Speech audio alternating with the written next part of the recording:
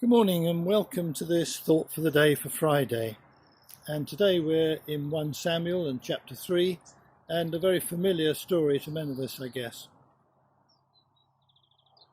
The boy Samuel ministered before the Lord under Eli. In those days the word of the Lord was rare. There were not many visions. One night Eli, whose eyes were becoming so weak he could barely see, was lying down in his usual place. The lamp of God had not yet gone out, and Samuel was lying down in the temple of the Lord where the ark of the Lord was. Then the Lord called Samuel. Samuel answered, "Here I am." And he ran to Eli and said, "Here I am, you called me." But Eli said, "I did not call. Go back and lie down." So he went and lay down. Again the Lord called Samuel, and Samuel got up and went to Eli and said, "Here I am, you called me." "My son," Eli said, "I did not call. Go back and lie down." Now Samuel did not yet know the Lord. The word of the Lord had not yet been revealed to him. The Lord called Samuel a third time, and Samuel got up and went to Eli and said, "Here I am, you called me." Then Eli realized that the Lord was calling the boy. So Eli told Samuel, "Go and lie down, and if he calls you, say, 'Speak, Lord, for your servant is listening.'" So Samuel went and lay down in his place. The Lord came and stood there, calling as at the other times, "Samuel, Samuel." Then Samuel said, "Speak, for your servant is listening." And the Lord said to Samuel, "See, I'm about to do something in Israel that will make the ears of everyone who hears it tingle. At that time I will carry out against Eli everything I spoke against his family from beginning to end. For I told him that I will judge his family forever because of the sin he knew about. His sons made themselves contemptible, and he failed to restrain them. Therefore I swore to the house of Eli, the guilt of Eli's house will never be atoned for by sacrifice or offering." Samuel lay down until morning and then opened the doors of the house of the Lord. He was afraid to tell Eli the vision, but Eli called him and said, "Samuel, my son." Samuel answered, "Here I am." "What was it he said to you?" Eli asked, "Do not hide it from me.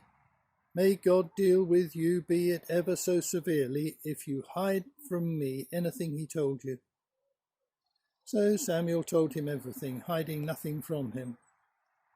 Then Eli said, "He is the Lord. Let him do what is good in his eyes."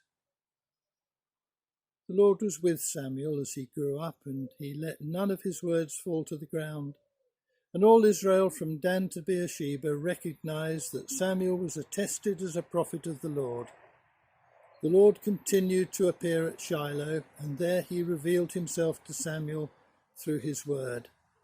And Samuel's word came to all Israel. So here we have the beginning of the ministry of Samuel. Samuel, who became a giant of the Old Testament, who has 2 Bible books named after him, who was the one who anointed the first 2 kings of Israel. And it all began at Shiloh in the temple as God called out to Samuel 3 times. And eventually he recognized the voice of God and responded.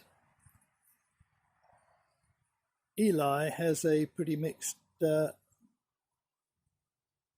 fortune in these passages, because he was a bad father and failed to discipline his sons and endured God's wrath as a result of it. But in this story, he's a bit of a hero for the way in which he enables Samuel to recognize the voice of God and to respond to it. History is scattered with great men of God. In our own generation, Billy Graham stands out as a man who was a man that had a huge influence in the world for God. In earlier generations, D.L. Moody and John Wesley stand out, and there are many others as we go further back. And for each of them, it began with a call and their response to that call. And there are just two things to notice in this passage where I'd like to draw attention to. And the first is Samuel's response to God's call with the prompting of Eli.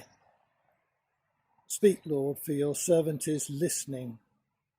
And for every man of God, it begins with God's call and the response to that call.